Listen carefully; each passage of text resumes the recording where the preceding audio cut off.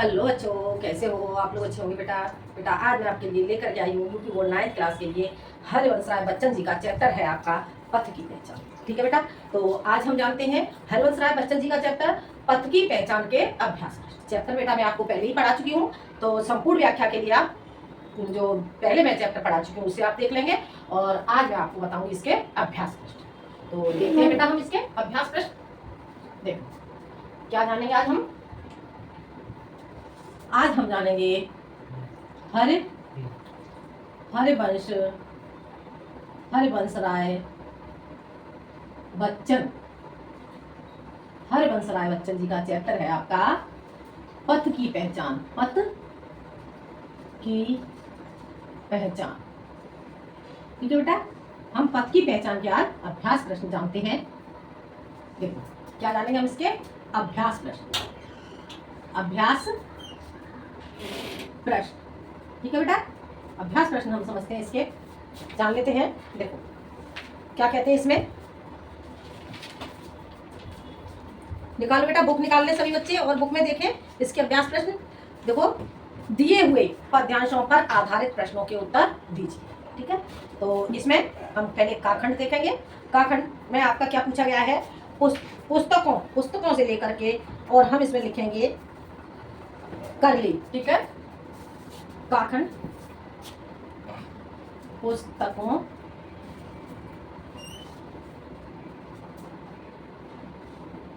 कर लिए। ठीक है बेटा, आगे समझ में। अब हम इसके अभ्यास प्रश्न जानने के लिए पहले हम इसे पद्यांश को हम पढ़ेंगे। ठीक है, तो क्या कहते हैं इसमें हरिवंश राय बच्चन जी, देखते हैं।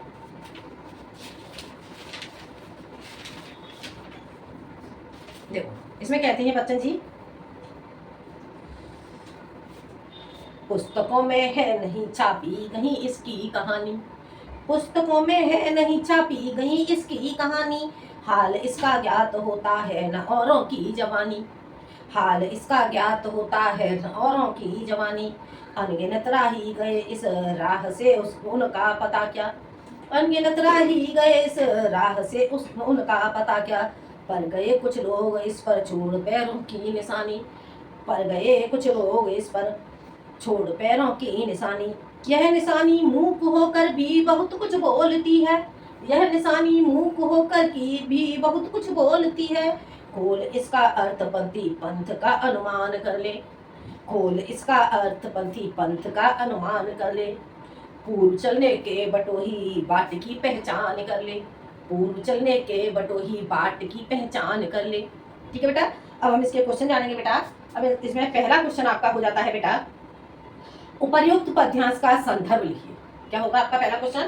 पहला क्वेश्चन आपका होगा बेटा, उपर्युक्त पद्यांश का संदर्भ लिखिए। ठीक है, तो जानते हैं हम इसका संदर्भ देख लेते हैं। इसका पहला क्वेश्चन देखो, देखो संदर्भ,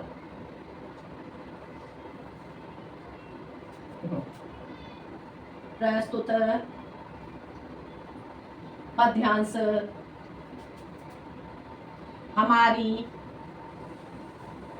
पाठ्य पुस्तक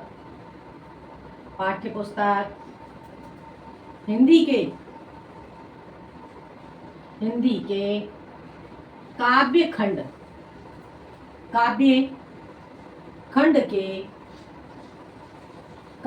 के हरिवंश राय बच्चन कृत,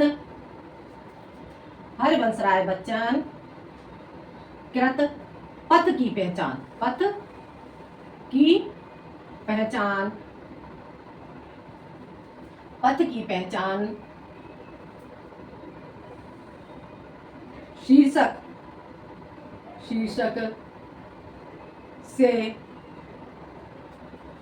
से संग्रहित है। ठीक है बेटा, समझ आ गया? पथ की पहचान से संग्रहित है। ठीक है बेटा, ये आपका हो जाता है इसका संदर्भ। अगला क्वेश्चन है बेटा आपका, अगला क्वेश्चन क्या कहते हैं, रेखांकित अंश की व्याख्या कीजिए।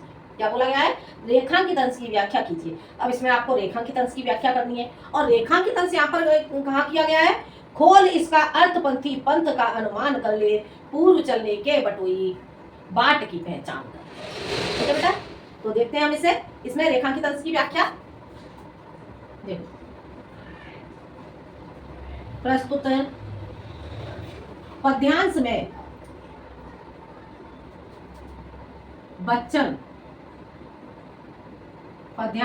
बच्चन जी कहते हैं कि हे पथिक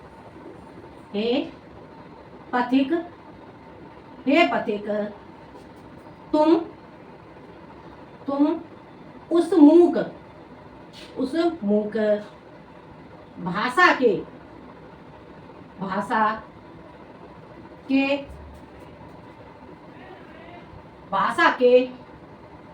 उस रहस्य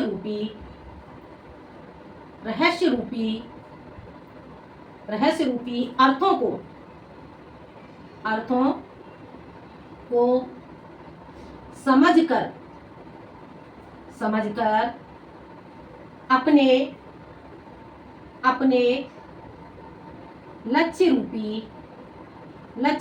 को समझकर अपने लक्ष्य रूपी गंतव्य और उस तक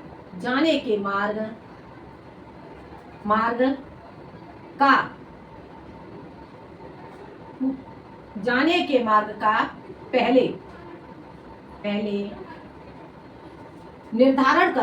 पहले निर्धारण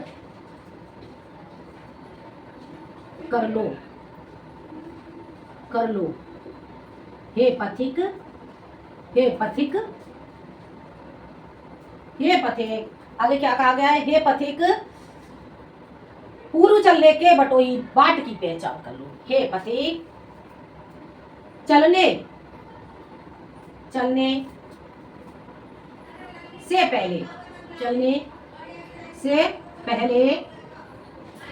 से पहले अवश्य ही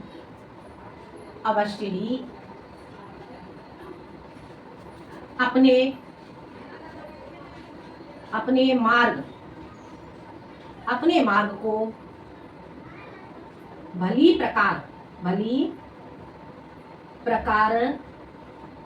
भली प्रकार से पहचान लो। आगे बेटा समझ में, ये आपका रेखांकित अंश की व्याख्या हो जाती है। एक बार इसे समझ लो, एक बार मैं आपको समझा दे रही हूँ। प्रस्तुत पद्यांश में बच्चन जी कहते हैं कि हे पथिक तुम उस मूक भाषा के उस रहस्य रूपी अर्थों को समझकर अपने लक्ष्य रूपी गंतव्य और उस तक जाने के मार्ग का पहले निर्धारण कर लो। हे पथिक चलने से पहले अवश्य ही अपने मार्ग को भली प्रकार से पहचान। ठीक है बेटा, ये आपका हो जाता है रेखांकित अंश की व्याख्या। अब हम चलते हैं बेटा अगले क्वेश्चन की ओर। अगला क्वेश्चन हमारा क्या पूछता है, देख लेते हैं अगला क्वेश्चन। अगले क्वेश्चन में पूछा गया है कवि राही को किससे प्रेरणा लेने की बात कर रहा है। तो अब यहाँ पे देखोगे कवि राही को किससे प्रेरणा लेने की बात कर रहा है। तो ठीक है बेटा, तो इसमें क्या बताया गया है? कवि राहगीर को महापुरुषों से प्रेरणा लेने की बात कह रहा है। आगे समझ में, इसका आंसर क्या लिखोगे? कवि क्या था आपको क्वेश्चन? कवि राहगीर को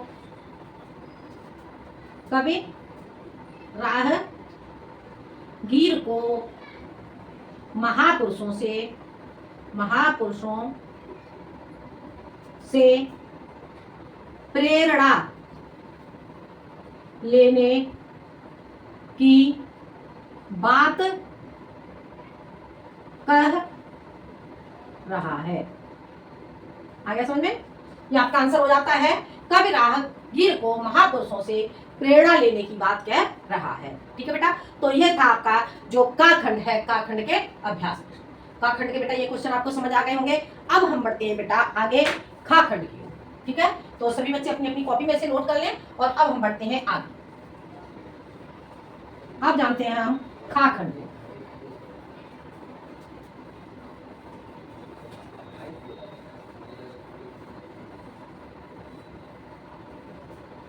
अब देखेंगे हम खा खंड, खा, ठीक है। खा खंड अब हम जानेंगे बेटा।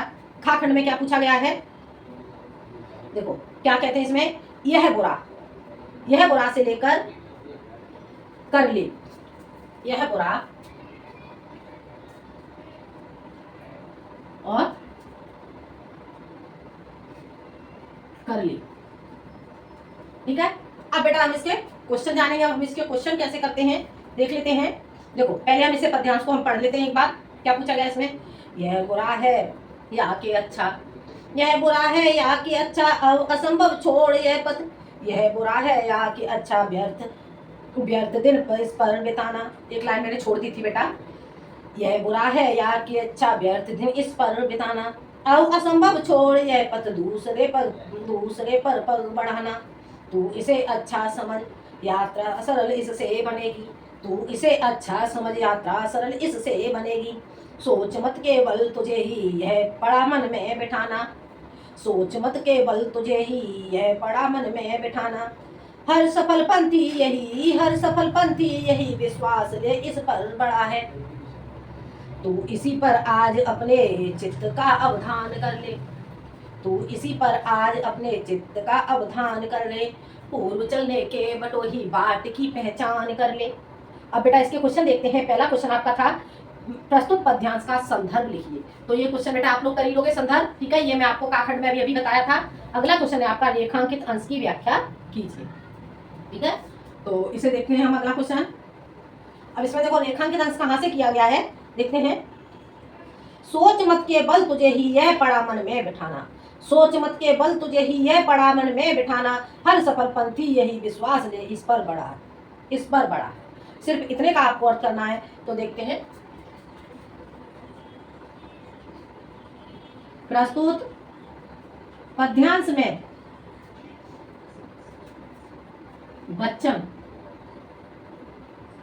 जी कहते हैं कि क्या कहते हैं बच्चन जी, देखो सोच मत के बल तुझे ही यह पड़ा मन में बिठाना कि हे पथिक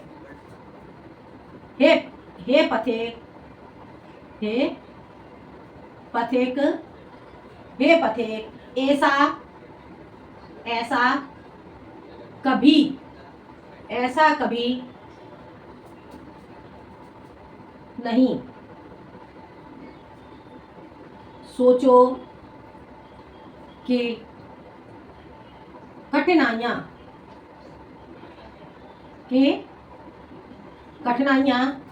ऐसा कभी मत सोचो कि कठिनाइयां केवल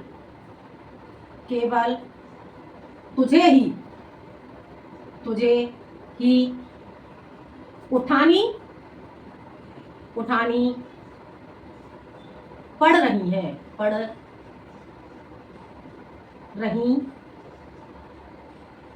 है। सच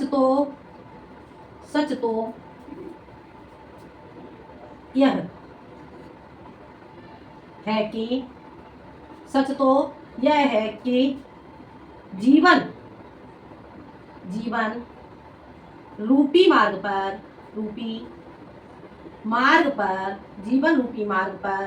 जिसने जीवन रूपी मार्ग पर जिसने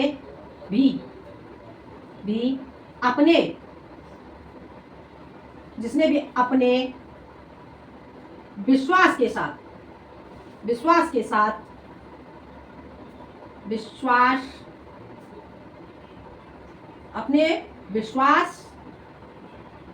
से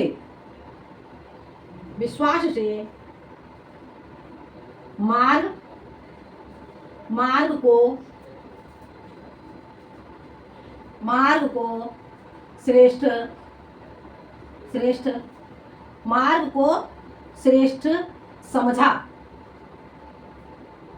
समझा है उसे उसे सफलता सफलता की प्राप्ति हुई है। आगे समझ में। अब देखो प्रस्तुत पद्यांश में बच्चन जी कहते हैं कि हे पाठक, ऐसा कभी नहीं सोचना कि कठिनाइयां केवल तुझे ही उठानी पड़ रही हैं। सच तो यह है कि जीवन रूपी मार्ग पर जिसने भी अपने विश्वास से मार्ग को श्रेष्ठ समझा है उसे सफलता ही प्राप्ति हुई है। यानी कि संसार में जिसने भी जन्म लिया है उसने कठिनाइयों का सामना करना ही पड़ेगा। जैसे कि मान लो भगवान राम है, राम ने इस संसार में जन्म लिया तो वो तो ईश्वर थे, फिर भी उन्हें वनवास को सहन करना पड़ा। सीता मैया लक्ष्मी का अवतार थी, फिर भी उन्हें रावण की चोरी के कारण से दुख को सहन करना पड़ा। कृष्ण और राधा, उन्हें ईश्वर होते हुए भी वियोग को सहना पड़ा। ठीक है, तो इस संसार में जिसने भी जन्म लिया है उसे क्या करना है, कठिनाइयों का सामना करना ही पड़ेगा। ठीक है बेटा, अब हम अगला क्वेश्चन देखते हैं। इसमें अगला क्वेश्चन क्या पूछा गया है, देखो अगला क्वेश्चन कहता है विवेकपूर्ण कार्य का चुनाव करने के पश्चात उसकी अच्छाई बुराई पर सोचना क्यों व्यर्थ है। तो इसका आंसर लिखेंगे विवेकपूर्ण विवेकपूर्ण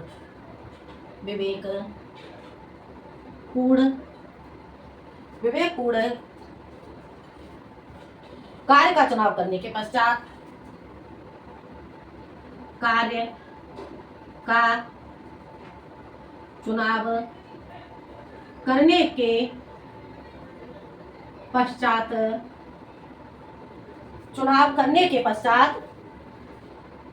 उसकी अच्छाई बुराई पर सोचना, उसकी अच्छाई बुराई पर सोचना,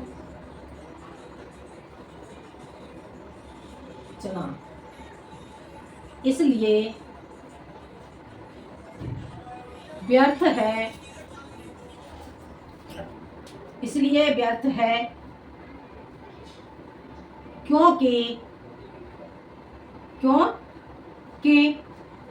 कठिनाइयां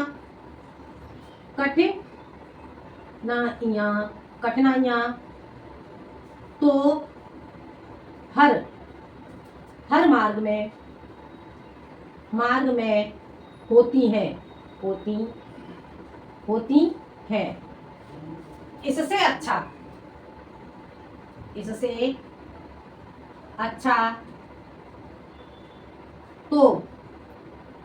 अच्छा तो यह है कि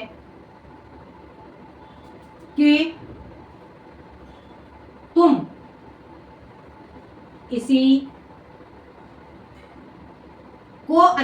इसी को अच्छा मानकर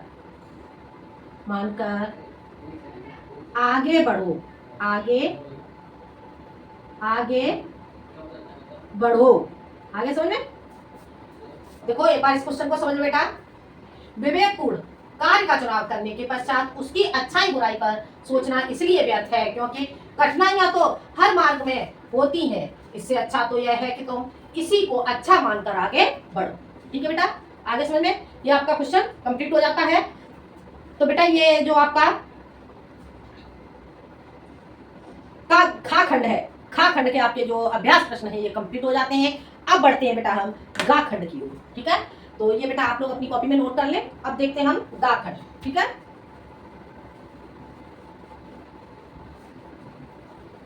अब हम जानेंगे बेटा गा खंड। देखते हैं गा खंड। गा खंड में क्या कहा गया है जान लेते हैं। कौन कहता ज्ञान कर ले, कौन कहता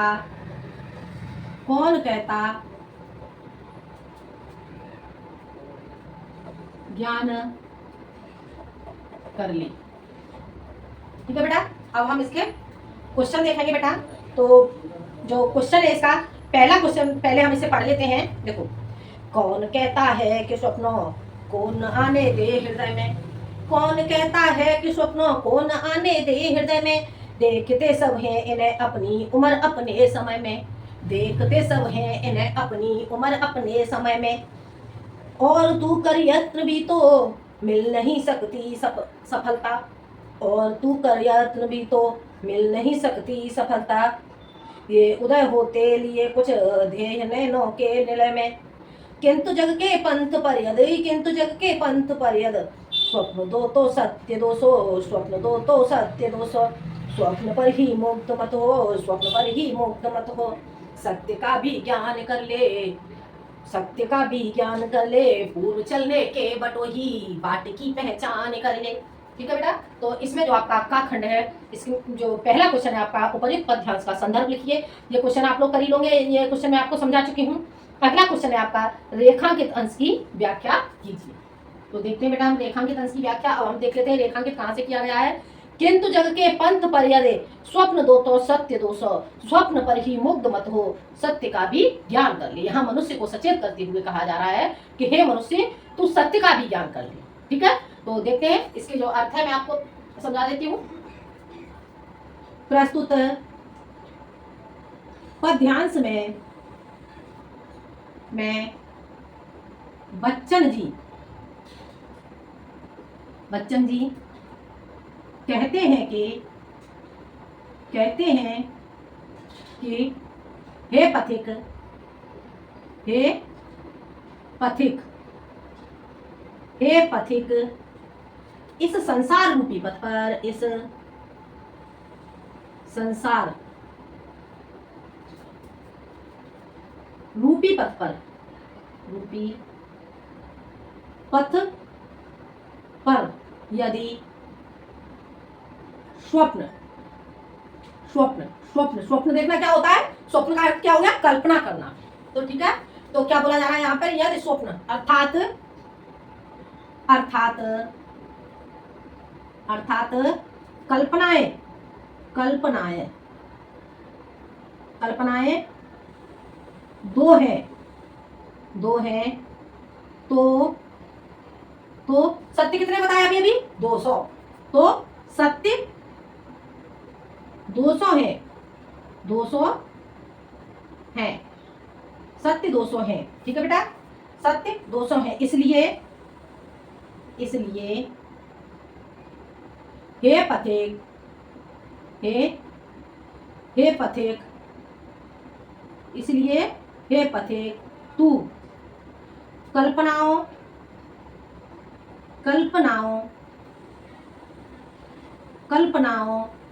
पर ही मोहित मत हो,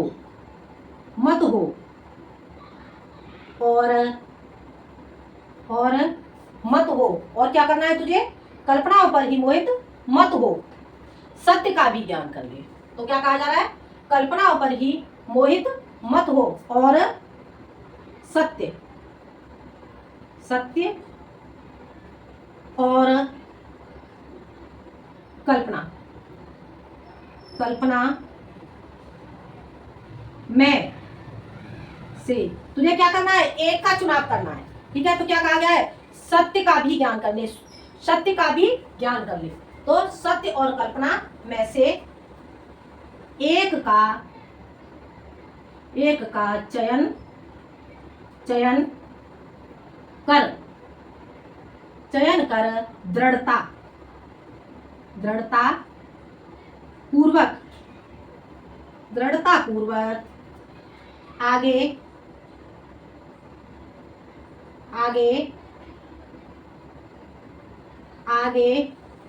मार्ग पर बढ़ता चल। आगे समझ में, एक बार इसे फिर से समझ लो। देखो, प्रस्तुत पद्यांश में बच्चन जी कहते हैं कि हे पति के संसार रूपी पथ पर यदि स्वप्न अर्थात कल्पनाएं दो हैं तो सत्य 200 है। इसलिए हे पते तू कल्पना पर ही मोहित मत हो, और सत्य और कल्पना में से एक का चयन कर दृढ़ता पूर्वक आगे मार्ग पर बढ़ता चल। ठीक है बेटा, आगे समझ में। तो ये बेटा आपको समझ में आ जाता है। अब बढ़ते हैं हम आगे अगले क्वेश्चन की ओर। अगला क्वेश्चन क्या है, प्रस्तुत पंक्तियों में कौन अलंकार प्रयुक्त हुए हैं, यानी कि क्या पूछा गया है, जो पद्यांश है पद्यांश में किस अलंकार का प्रयोग किया गया है। ठीक है, तो लिखेंगे प्रस्तुत पंक्तियों में अनुप्रास और रूपक अलंकार का प्रयोग हुआ है। ठीक है बेटा, इसमें आपका अनुप्रास और रूपक अलंकार का प्रयोग किया गया है। ठीक है बेटा, तो ये था बेटा आपका हरिवंश राय बच्चन जी का चैप्टर है आपका पद की पहचान। ठीक है बेटा, ये चैप्टर बेटा आपको समझ में आ गया होगा। ठीक है, अगर बेटा कोई प्रॉब्लम आए तो आप मुझे कमेंट में जरूर बताएं। बेटा आप कमेंट जरूर किया करें, कमेंट में बताएं, तभी तो मुझे समझ में आएगा। ठीक है, तो बेटा ये चैप्टर आपको समझ में आ गया होगा। और अगले वीडियो में बेटा मैं आपको पढ़ाऊंगी संत रैदास जी का चैप्टर है आपका प्रभुति तुम चंदन हम पान। ठीक है बेटा, तो जानते हैं हम अगले वीडियो में प्रभु जी तुम चंदन हम पान। तो बेटा अगर वीडियो पसंद आए तो लाइक करें, शेयर करें और सब्सक्राइब करें। मिलते हैं हम अगले वीडियो में एक नए टॉपिक के साथ। जब तक के लिए धन्यवाद।